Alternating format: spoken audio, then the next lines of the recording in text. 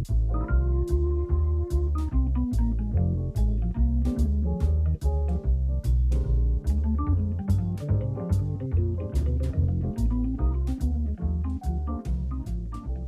hello, and welcome. The name of the podcast is Lexington Stories, Lore, and More. I'm Alan Lytle, and of course my co-host is Fiona Young-Brown. She is the author of Secret Lexington, a guide to the weird, wonderful, and obscure.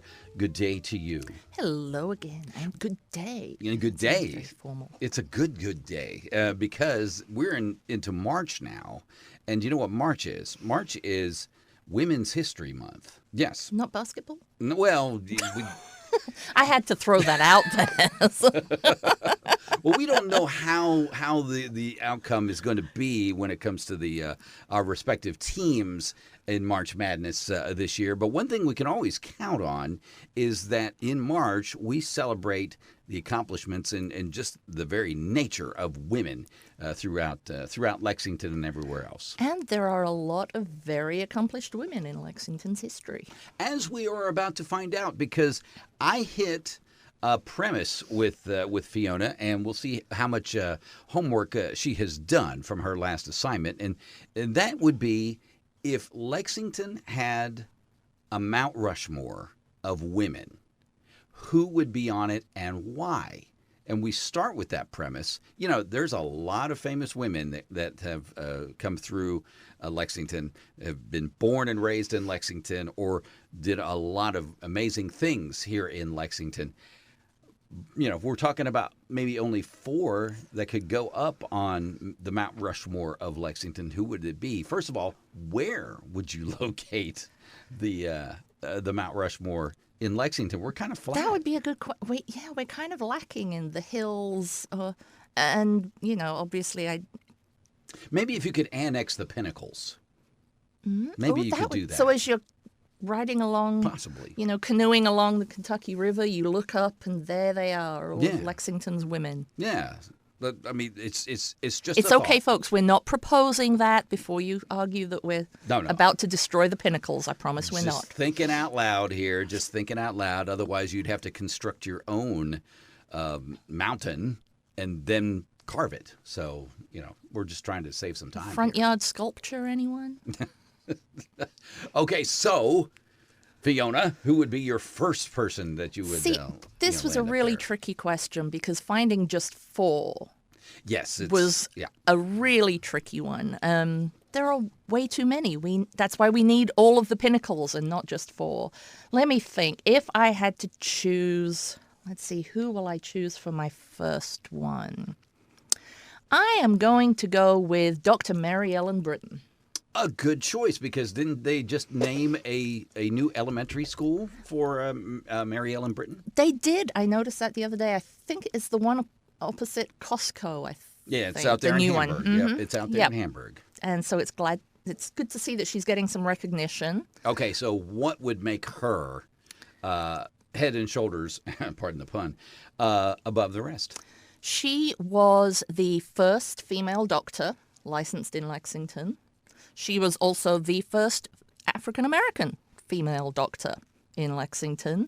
She didn't just practice medicine. She set up the Negro Education Association in Kentucky. She was the president of the Women's Improvement Club. She set up schools for orphans. She was a teacher. She did a lot of work in and around Lexington for colored children, poor women, and so on.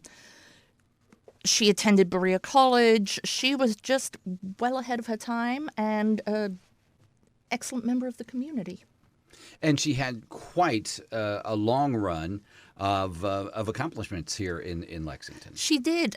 She was actually, I should go ahead and say she was relatively lucky as a person of color in the time frame when she was born in 1855, but she was actually born as a free person of color, which already gives her obviously some advantages. And she was also born into a family that truly valued education, which again placed her in a much more fortunate position than a lot.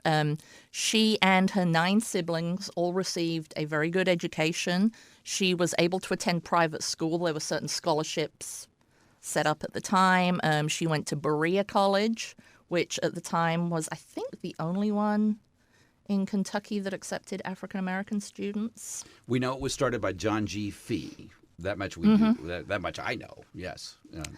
And then after that, she returned to Lexington and worked as a teacher in the public schools, which again was segregated at the time.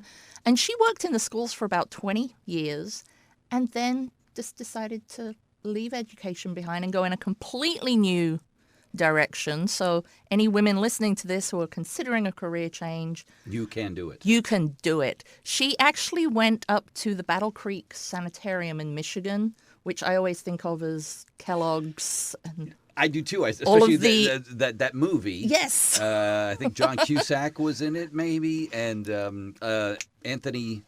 Was Anthony Hopkins? Anthony Hopkins, yes, yep. Yes, he played the patriarch.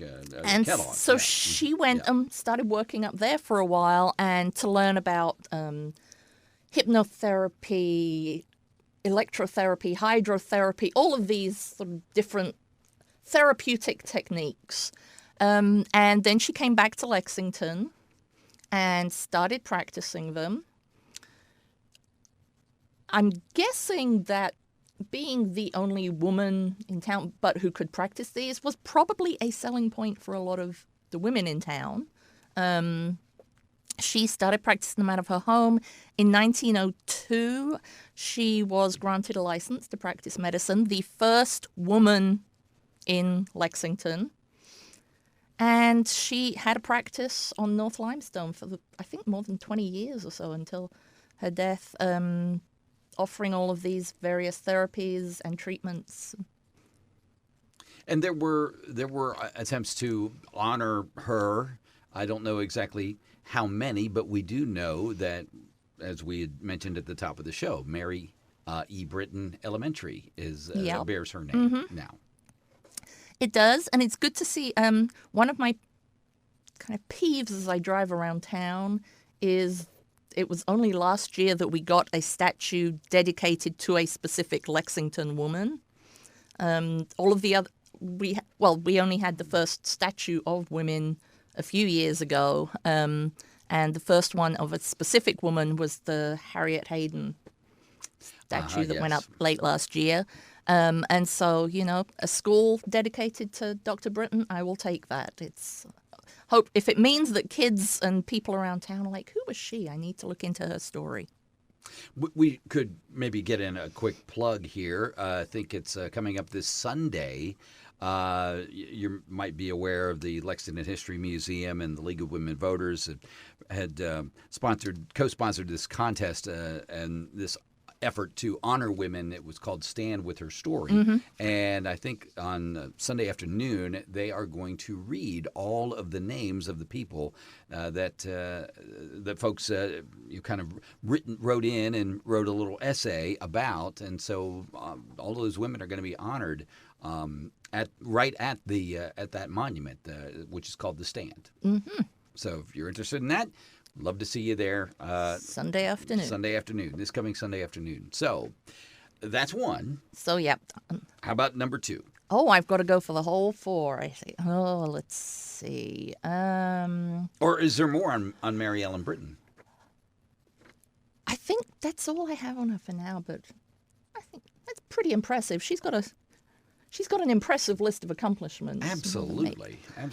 Let's see. Who else would I put? I am going to go with, and this is a wonderful name, Sophonisba Breckenridge. I hope I've said that right. Sophonisba Breckenridge. Yes. This was around the suffragette era. Yep. And actually, there are a number of women who could easily go on our female Mount Rushmore, based on suffragism, equal rights, and so on around this era. But what makes her stand out for me, and I will admit she did not spend a lot of her life in Lexington. She was born here, but then spent most of her life doing work in Chicago. But she was the first woman to pass the Kentucky bar exam in 1895. So we've got the first female doctor and the first female attorney.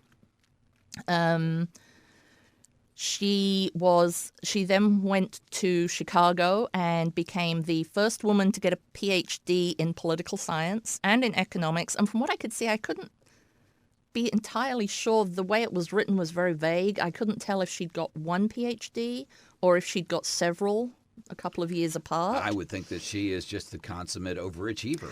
I Let's think just say that she did. She also was the first woman to get her law degree, her JD, at the University of Chicago. So she just went for every single first that she could find. And that's not enough, because in 1933, President Franklin Roosevelt sent her to represent the U.S. at the Pan American Conference in Uruguay, making her the first woman to represent the United States in an international conference setting. How about that? So, I mean, she just racked them all up. She was born here in Lexington. She was educated here in Lexington, and then moved to Chicago and spent the rest of her life there studying, writing, developing social work, developing academic programs, dealing with poverty, child labor, which was a huge issue at the time, women's poverty, and so on.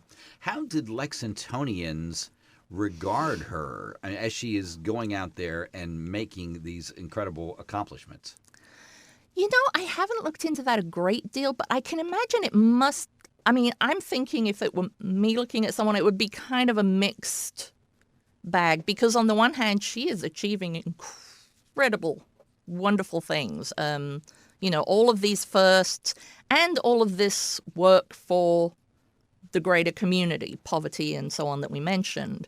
But at the same time, I'm certain there were probably a number of critics or detractors whose argument was, well, why did she go to Chicago to do that and not try to do it here?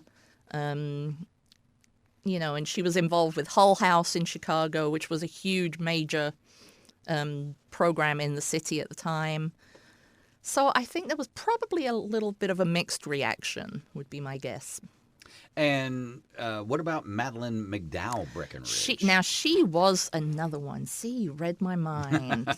Now, the two of them would be on Mount Rushmore, or you went with Sophieista first? I don't know. Madeline McDowell would also be a good one. And to be fair, a couple of historians did say she was the most influential woman in the state. So, I mean, and that kind of means she has to be on there anyway. And she achieved an incredible amount in a relatively short life.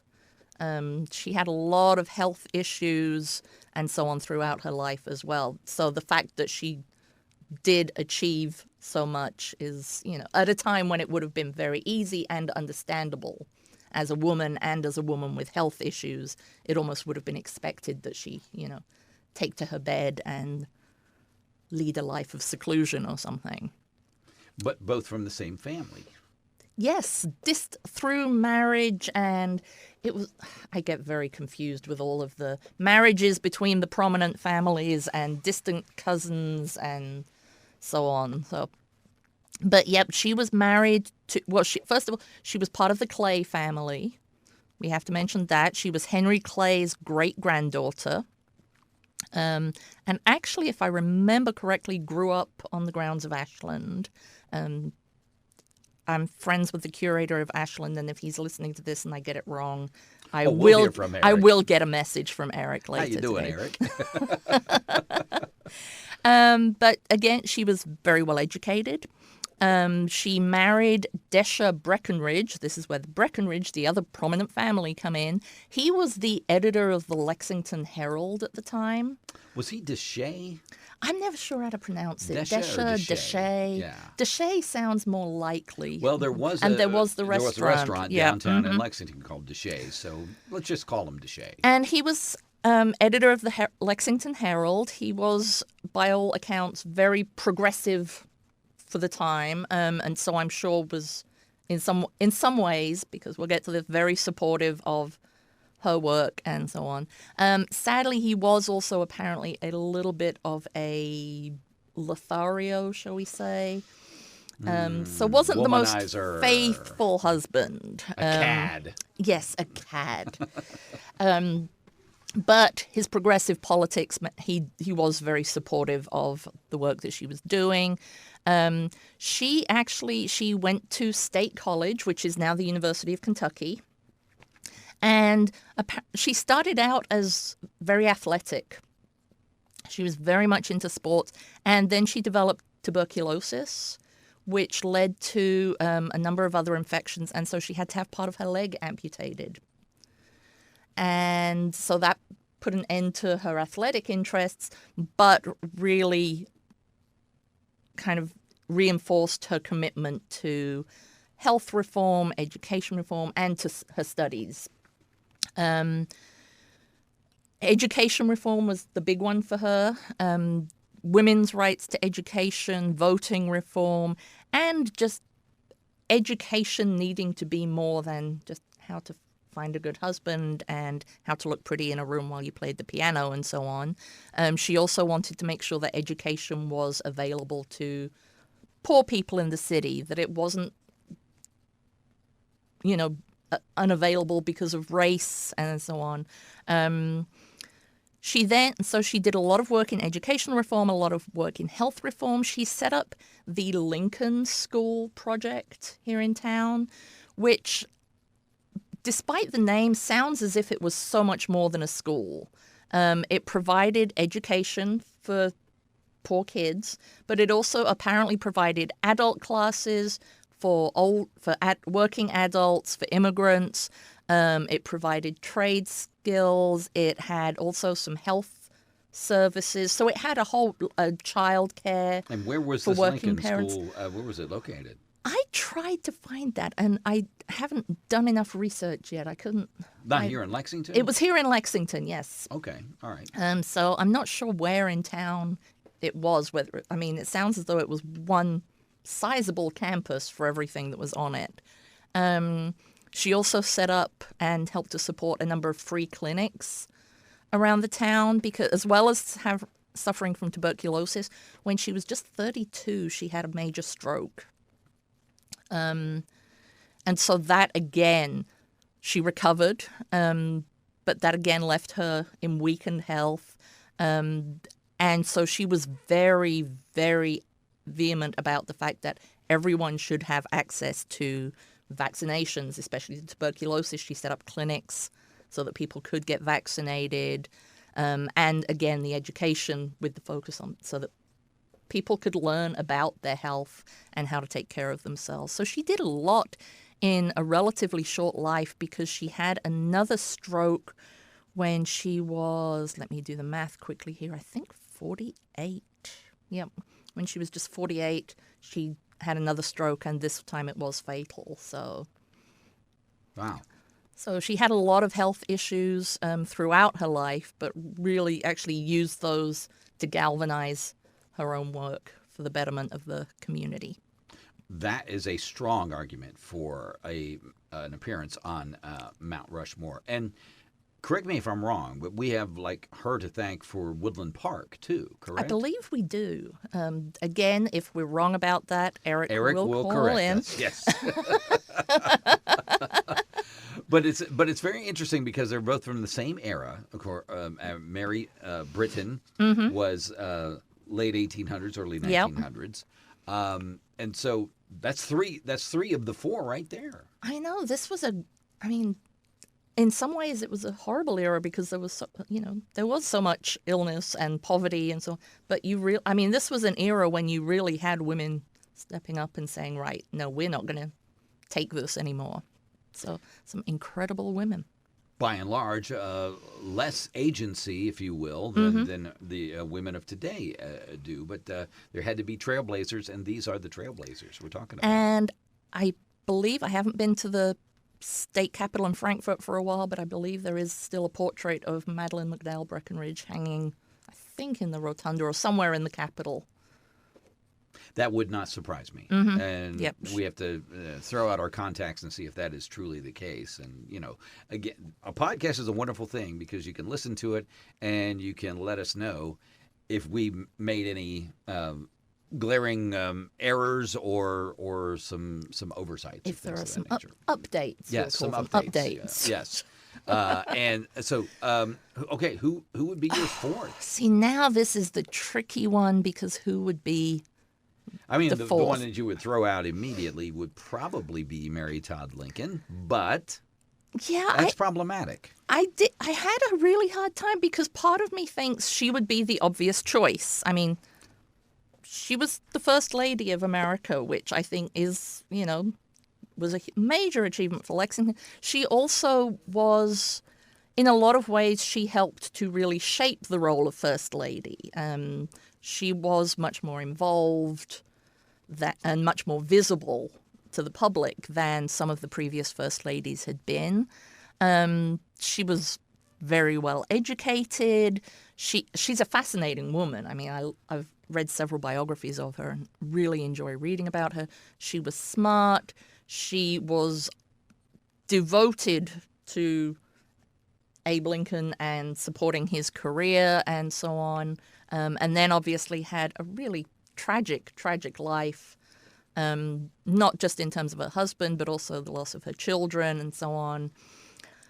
And so, on the one hand, she seems to be an obvious choice, and at the same time, dare I say it, but compared to the other women that we've just been talking about who had these incredible achievements in their own right, I'm going to say that I don't know that she would be the lady in waiting, perhaps? Yeah, it feels as if her achievements were all tied to someone else, rather than she wasn't the one out there pushing for reform and setting up clinics and becoming the first this, that, and the other. And so from that perspective, sorry, Mary, but you're looking like a lesser contender. So if this is like American Idol, we thank you for your appearance and, see your way out the door. We appreciate what you've done. But you didn't make the cut. Not sure that you make the cut. But it's a really tricky Gwen Thompson decision. is out there probably apoplectic at this point because she's at the I Mary love Todd Mary Lincoln Todd house. Lincoln. I love how I think she's fascinating. I think she gets a really bad rap in a lot of media that really doesn't take into account everything she suffered through. But I'm just not sure that she can be on You're not Mount there. Rushmore. You're just not there. Okay. I need a bit more convincing, Mary. Well, maybe we better get, we could maybe reach out to Gwen, and she could probably give us her best argument for why. There we go. Am I making enemies that I'm now going to walk around town and all these curators are going to be running out after me? I'm reminded of the movie The Graduate when Norman Fell, believe it or not, he was an RA or whatever, and he looks at Dustin Hoffman and says, "You're one of them agitators. That's what you're one of them agitators. We want him out of here. You got 5 minutes to get out of here." So I'm one of them agitators. That's my role today, is to agitate and to advocate, if you will. So, all right. So we know it's not Mary Todd Lincoln. Who would it be then? And this is the problem. I really can't decide on that fourth one. I mean, there's, going back to Ashland, obviously, there is Laura Clay. Yes, we haven't even gotten to her. Who was an incredible woman, again, in this fantastic era. And actually, I say Ashland, but despite the name, she was actually the youngest daughter of Cassius Clay, and so grew up out in Whitehall. So can I make the argument there that she was technically from... I mean, she did grow up and was from Richmond. There is a difference if I you're know. Richmond Yep. Mm-hmm. versus Lexington. I mean, she did move to Lexington, but I don't know. I mean, there could be the argument either way, but she's definitely deserving. Who else do we have? I mean, well, let's just say, for the sake of argument, she is hereby disqualified because, I mean, if we had a controversial decision, but the judge's rule must be final. Absolutely. We got a big board here, and we're taking that name off and sliding in somebody else. Oh, but who are we going to slide in? I mean, Harriet Hayden. I mentioned earlier, and she does now have a statue dedicated to her and her husband here in Lexington. And why should we know more about Harriet Hayden? She was an abolitionist and an important part of the Underground Railroad. Her husband's story is actually very sad and was kind of the impetus for We're talking about Lewis Hayden. Lewis right? Hayden, yes. Yeah. He was enslaved, and his wife and son, his first wife and infant son, were both sold to Henry Clay, who at the time was a slaveholder. He then sold them down the river, as it were, to the Deep South. And a couple of things about that. First of all, the Deep South at the time, if you were sent down the river, that was not a good ending for anyone. New Orleans and the Carolinas and so on were known to be particularly brutal. But also that meant he never saw his wife and son again. When he married Harriet, his second wife, Harriet Hayden, he vowed that he was never going to risk that happening again. He was not going to lose his family a second time. And so they set about planning their escape. There were several abolitionists in town, several white abolitionists who could help and facilitate. They were able to escape and then make their way all the way to Boston. Via the Underground Railroad. Through the Underground Railroad, yes. That was in 1844 that they escaped. Once they were in Boston, they decided that obviously it was their role now to speak out, to work towards abolition, and to help others escape. And so their house in Boston kind of became, it was a stop on the Underground Railroad in its own right. It also became a center of kind of local community abolitionist movements. And you can actually, the house, I believe now, is open to the public in Boston and is a museum. So obviously, deservedly, they got a statue last year, which is down on the corner of Limestone and 4th. If you haven't seen it yet, it's well worth driving past to give it a look. She would obviously be deserving of a spot. There's so many people that deserve a spot. Harriet, what were some of her standout accomplishments along with Lewis? I mean, the main thing was that they both, not just that they escaped, but that once they did escape, they were both adamant that they needed to do more. So it wasn't just a case of she sat at home while Lewis went out and gave speeches and wrote and so on.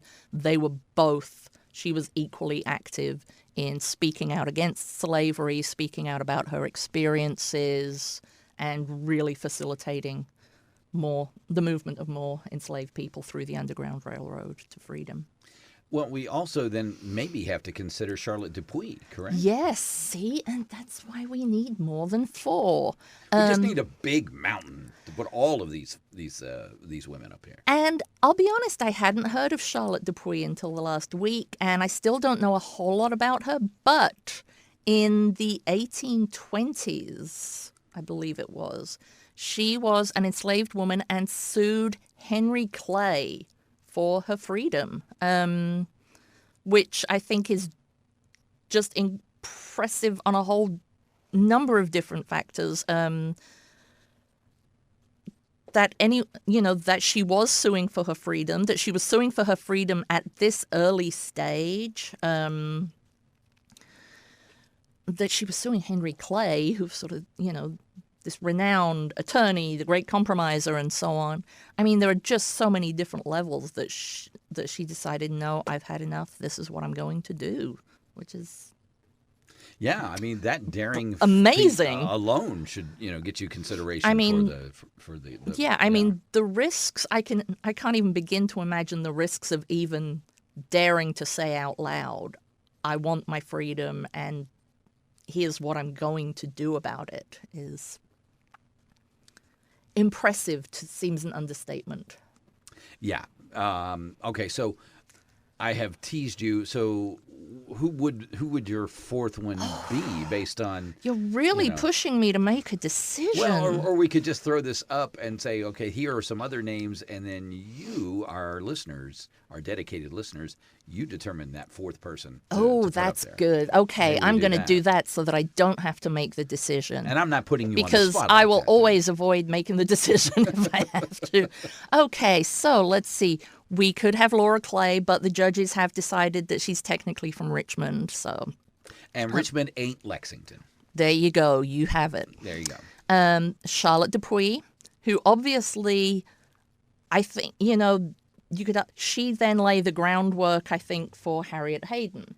I think Harriet Hayden's work then definitely lay the groundwork for women like Dr. Mary Britton, and then right through, the 60s and the 80s, the civil rights movements, Julietta Lewis, Audrey Grievous, and so on. So, I mean, you could definitely argue that Charlotte Dupuy was kind of she laid the groundwork for women of color in Lexington. Another notable woman, and this is just while we are discussing notable Lexington women of color, Susan Tabb was the first full-time African-American female police officer in Lexington PD. And Lexington Police Department had a really...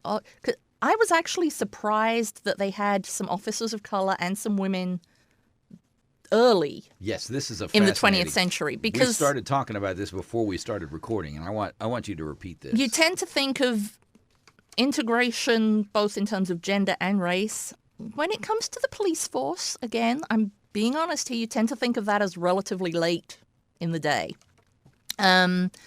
Lexington had a male and female police officer, in quotes, in the 1914, 1915. And I say in quotes because they were only allowed to patrol, and they were only assigned to patrol Douglas Park. These are African Americans we're talking about. The African American officers, a male and a female. And so they were only allowed to patrol Douglas Park because, of course, this was a time of heavy segregation. And so they had no other duties or roles within the police force. And so they were, they had the power to arrest. They had the power, but only within that boundary. Right. So that in itself, obviously they were very limited in what they could do. In 1917, around 1915, 1914, about the same time, this was when we were having the huge vice crackdown in town. And so the reputable ladies of the city said, if we're going to be arresting so many of these women, we need a police matron, was the official term they gave it. And the city and the police chief said, fine, give us a name.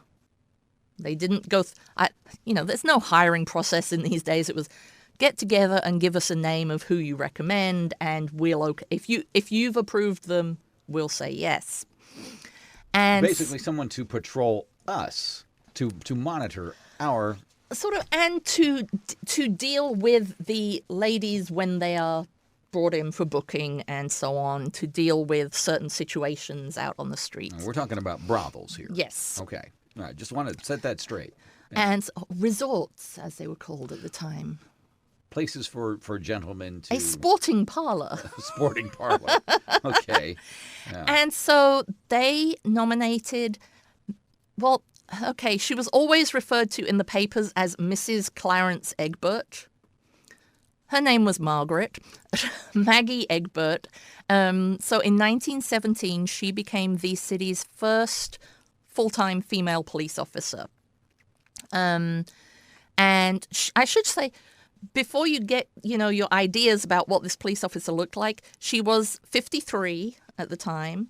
She was a tiny little woman, but described by one journalist a few years ago who did a write-up about her as a 98-pound pistol of dynamite. Wow. So... not somebody you'd want to tangle with. Apparently not. And okay.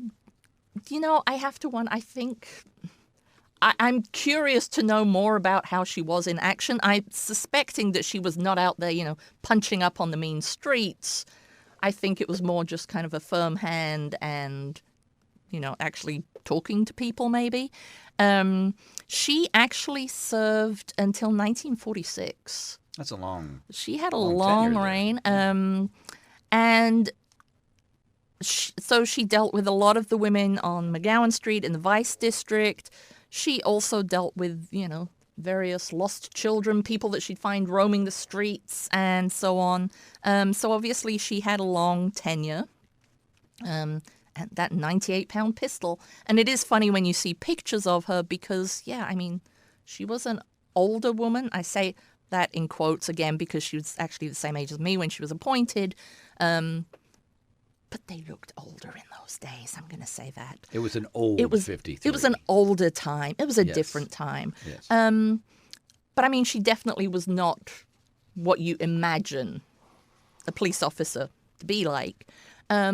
But so continuing the interesting integration and so on, she, I would argue, then lay the groundwork for the first full-time African-American policewoman in Lexington. And when do you think she joined the police force? Okay, so this had to be post-1940s, so say somewhere in the 50s or 60s. 1924. 1924. Which blew my mind when I read this. Really? Okay.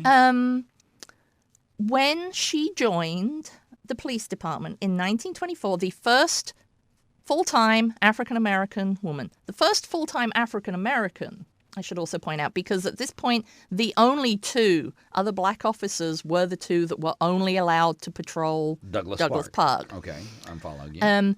When she joined the police department, the only other employee of color there in the department, which I'm guessing means that those two had already been let go, was the janitor. So she was the only officer of color. And again, she was hired because the black community in Lexington had been saying for several years, we want representation, we want someone who looks like us and who is, who can deal with community issues and so on. So she joined in 1924. She worked until 1941, which is when she passed away. So she was quite young when she died. But again, I was astounded to see that was 1924. And there was, after that, a fairly sizable gap before the next ones, I think, as we got into the civil rights movement and so on. Okay, so Susan Tabb then. Where does she enter the picture? She was that first African-American full-time female police officer. Oh, okay. 1924, Susan Tabb. Okay, 1924, Susan Tabb. And so that's a strong argument for consideration, I would say. I know, but then Harriet Hayden, Charlotte Dupuy, Laura Clay with the Equal Rights Amendment. What? No, she's disqualified. I keep forgetting. Nope. Go back to Richmond. And then, of course, on a completely different tangent, my other alternative suggestions based on my current research. Which, let's face it, you're doing research on Belle Breezing and that entire... The other women of sporting reputation, as the Herald Leader would have put it in those days. And so I know that many people would be horrified by the idea of the Mount Rushmore of women having a madam, as it were. And that would be Belle Breezing. Because I think Belle Breezing, there were many others who were also very successful and fascinating characters, but obviously she's the one people are still that talking everyone about knows today. about. Yeah. Okay. I know on the one hand people would be horrified by that. I also would make the case that she and the women like her, became incredibly successful businesswomen at a time when doing anything other than following the norm of getting married and having children was very frowned upon. They became very successful. Some of them became the richest women in Lexington at the time of their deaths. were also known for their philanthropic efforts around town.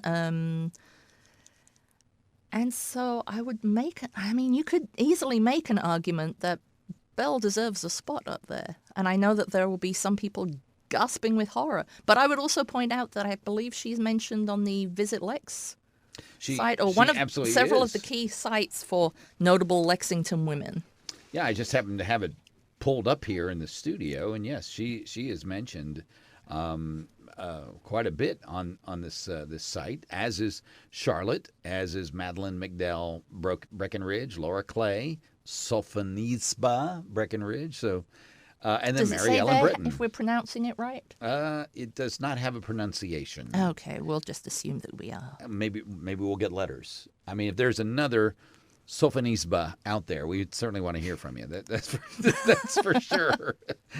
Julietta Lewis, and Audrey Grievous. You had sort of mentioned them, and they are both. There's I believe, the Grievous Family Center here in town, and obviously Julietta Market was named for when Julia. it was when it was in Gray Line, and that was quite the honor.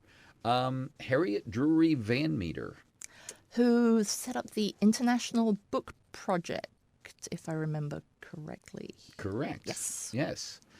And the list goes on and on and on. But we've really hit a number of very important stories behind these incredible women that take up our history, and we're talking maybe about the more fourth woman. This has just occurred to me. Maybe the fourth woman should be the every woman, the woman of Lexington, past, present, and future.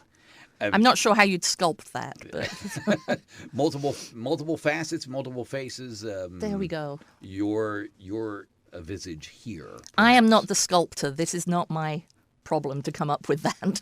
Me neither. As a matter of fact, in art class, they told me I didn't even draw recognizable stick figures. So, that's not a talent that was bestowed upon me at birth. You were being abstract.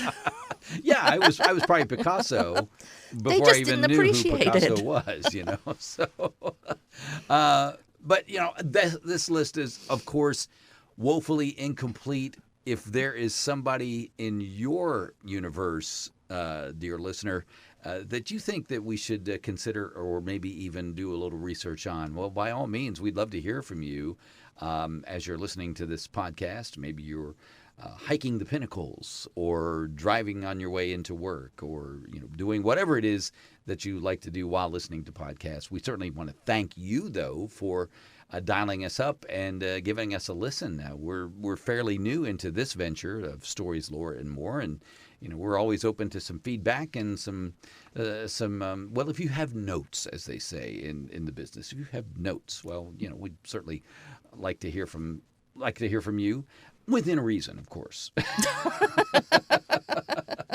Temper that. Nice notes only. Nice notes only, because we're doing this for funsies, and maybe it's fun for you to critique a podcast. Well, have at it. But to sort of wrap this up, Fiona, the important thing is that women should be celebrated throughout the calendar year, but March, of course, is the time that's designated for Women's History Month, and that's why we're talking about these wonderful women today.